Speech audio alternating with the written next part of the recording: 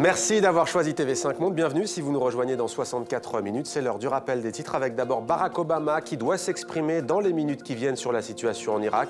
Le président américain pourrait annoncer l'envoi d'une centaine de membres des forces spéciales sur place. Sur le terrain, le pétrole est toujours au cœur des combats. L'armée annonce avoir repris le contrôle de la principale raffinerie du pays. C'est à Baïji, à 200 km au nord de Bagdad. Les déboires judiciaires d'UBS continuent. Le président d'UBS Belgique, Marcel Bruviller, a été arrêté dans le cadre d'une enquête sur une fraude fiscale impliquant la banque suisse.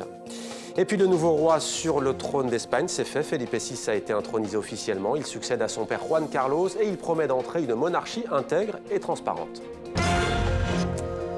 Un mot de football, toujours 0-0, c'est la mi-temps entre la Colombie et la Côte d'Ivoire au mondial brésilien en phase de poule. Nous sommes ensemble, nous aussi également, depuis un peu plus de 60 minutes. Vous avez manqué le début de votre grand journal. Voici l'essentiel de 64 minutes préparé par Grégory Fontana et Olivier Moisan. 3 mois d'enquête, des perquisitions au siège d'UBS Belgique ainsi qu'au domicile de son patron. Marcel Bruviller est accusé de blanchiment d'argent, d'évasion fiscale organisée et de démarchage illégal de clients dans le cadre d'une organisation criminelle. La justice belge affirme détenir un lourd dossier à charge. La couronne doit préserver la dignité de l'institution, son prestige, et maintenir une attitude intègre, honnête et transparente. Sa première tâche sera donc de redorer la couronne d'Espagne. La fin du règne de son père a été frappée par des scandales à répétition et des affaires de corruption. Pour les cas exceptionnels, de souffrance exceptionnelle qu'on n'arrive pas à soulager, même avec les meilleurs soins palliatifs, il y a cette ouverture pour cette option exceptionnelle de l'aide médicale à mourir. 220 000 en tout selon Phnom Penh, un exode sans précédent.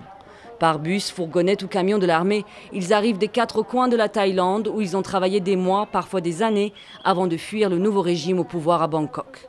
Un jeune de 16 ans, de nationalité roumaine, qui appartient à la communauté rome, a été enlevé, séquestré vendredi dernier, avant d'être torturé. Il est toujours ce soir dans le coma. C'est une barbarie et rien au monde pourrait justifier ce qui s'est passé.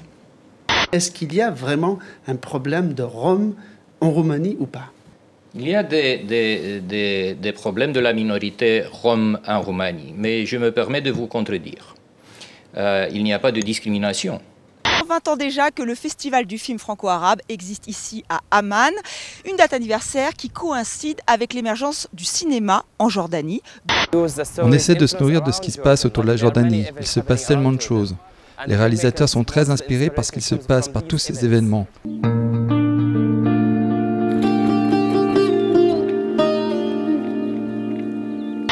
Fondamental, oui. Liberté d'expression, liberté de penser, liberté. Liberté. La liberté, c'est pas faire n'importe quoi. C'est aussi le respect de l'autre. C'est d'une logique imparable, implacable. Et oui. Et comme tous les jours, une pensée pour tous les otages dans le monde et notamment pour le dernier ressortissant français encore détenu au Sahel, Serge Lazarevitch. Vous le voyez, 938 jours de détention désormais. C'était 64 minutes, Le Monde en français, votre grand rendez-vous d'information. Merci à vous de l'avoir suivi. Demain, vous retrouvez Xavier Lambrecht. À lundi sur TV5 Monde avec grand plaisir.